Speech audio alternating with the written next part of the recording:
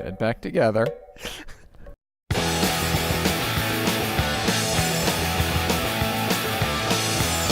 And welcome, ladies and gentlemen, to today's Rowdy.com Big Three Quote Edition, one of our favorites of the week, where we pick some quotes. As you know, Buzz Cutler. I do know Buzz Cutler. And we discuss them. He's a great guy. NASCAR quotes. My name is Bass Masters, and I've got the quotes today. Do you? Yes, I do. You're just taking over, ain't The you? first one is more or less a Rowdy exclusive. It came from our buddy Bob Parkers of Scene Daily. You may recall seeing him on television at Darlington following Kevin Harvick with a recorder. Speaking of Kevin Harvick, could you kadoosh to the next slide, please? Oh, wait.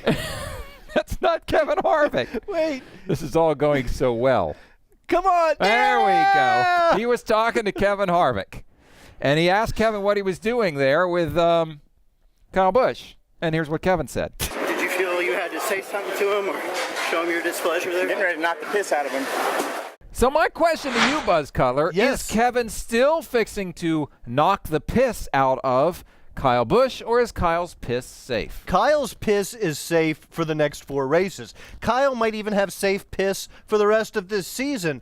But I guarantee at some point in their careers, and I think sooner than later, Kevin Harvick is going to render Kyle Busch's piss pissless. You think he's going to take it right out of him? I think what's interesting about Kevin Harvick is you can think of a lot of run-ins that he's had with a lot of guys. Carl Edwards, Joey Logano. He had a thing with Denny Hamlin at Dover. We could go on. Now we got Kyle Busch. Somehow Kevin Harvick doesn't find himself taken out a lot. He doesn't give up a lot of points on the racetrack, doesn't have a lot of wrecks. Have you noticed this? I do. It's kind of weird. So he's able to walk that line there. This is a tricky situation, because Kyle Busch definitely wrecked him on purpose. You've got probation. You don't want to get into a long-running feud. I think Kyle's piss is safe because Kevin is a championship contender. I think it's temporarily safe. It could happen between the end of probation and the beginning of the chase. But I think these guys need to call it off before the chase starts. I think it'll happen in 2012, but I think it will happen. Okay, issue number 2 comes from the state of Delaware. And this man, Bruce Ennis. No. Bruce Ennis. Bruce Ennis, representative, who was the sponsor of a bill that turned Sunday, I believe it is, the 15th, into Jimmie Johnson Day in the state of Delaware. Of course, Jimmie's so good at the Monster Mile. And in the proclamation, the state, quote, urges the people of the state of Delaware to observe the day with appropriate programs, ceremonies, and activities, end quote. What is an appropriate ceremony or program that you will be observing on Jimmie Johnson Day? Well, mine is more of an activity. Okay. I think what I'm going to do is I'm going to go down to my local 18-hole golf course, find myself a golf cart, and go golf cart surfing in honor of Jimmie Johnson. You know, what I think I'm going to do is kick everyone's butt, but do it in a really nice way. Oh, well, maybe what I'll do then... That's appropriate. And then afterwards display no personality whatsoever? Well, now, wait a minute. Jimmie's got a ton of personality. You just don't display it in the media. There's a lot to do on Jimmie Johnson Day, but...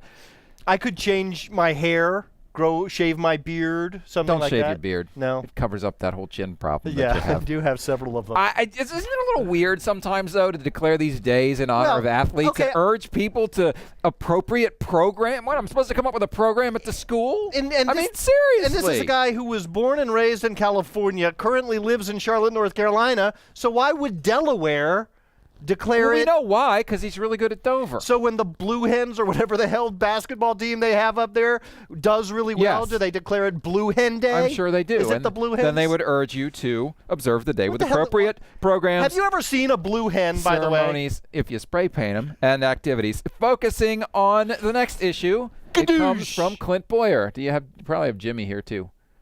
Oh, come on, Jimmie. Up there's Clint. Well done. See, you didn't. You went right to Clint. You doubted me. You know, the wild card, NASCAR's wild card, has been a favorite of everybody in this offseason and now the season. Everyone's talking about the wild card. It's so great. Emphasis on winning, That's kind focus of a on winning. generalization. Most people. I haven't heard anything negative until now. Take a listen. Clint? I just don't see how a guy running, 19th in points, and if he would win on a rain-delayed race or a fuel mileage race or something like that, and how he would, stack up against competition in a 10-race chase to the championship. Well, Buzz Cutler, my question is this: is Clint kind of a whiner on this wild card because he's not a big winner, or does he have a point? Well, here's the thing. I respect Clint Boyer's position because it's coming from the perspective of a competitor, and he wants to keep the competition pure, and I respect where that comes from. But what Clint is failing to understand is that there are marketing and PR needs at stake here, and to create the wild card system creates some buzz, creates some more stories to cover in the media, creates some momentum going into the chase. It's a chase within a chase within a chase. But so I can understand from the perspective of NASCAR why it's a good thing, and I think it's kind of fun. But from Clint's perspective, as a competitor, pure and simple, he thinks it muddies up the competition, and I get that. Clint Bowyer has a point intellectually. Emotionally, I love the wild card. It makes it fun. It makes it interesting. But if you really think about it, if winning is so danged important, use the point system to emphasize it, not some kind of thing we bolt on to the side that actually goes right out the window when you get to the playoffs, the most important part of the season. In the playoffs, winning doesn't matter as much as it does in the regular season, right? Because in the regular season, it might just get you into the playoffs where it doesn't matter at all. If you want to emphasize winning, change the point system to emphasize winning. Don't just bolt on a wild card. However, the wild card is a lot of fun, so Clint Bowyer, you need to lighten up. All right, that has been your Rowdy.com Big Three. Wait, we have one more image. I think we have to leave the people with the with the What flag do you from do the great state, for the state of Delaware. You do the Delaware salute. Do you know the Delaware? Are you familiar with this? He goes, it's like that. That's the Delaware salute? Just do it. Oh, it feels good on my tricep. Yeah. All right, for Buzz Cutler, my name is Bass Masters. Remember, you can follow us on Twitter. I'm Bass_Masters. He's Can you do this with either hand? No, it has to be. I need to balance the you stretch. You did it wrong. Oh, you have to do it with your right arm. Hail Delaware! Hail Delaware. Bass_Masters.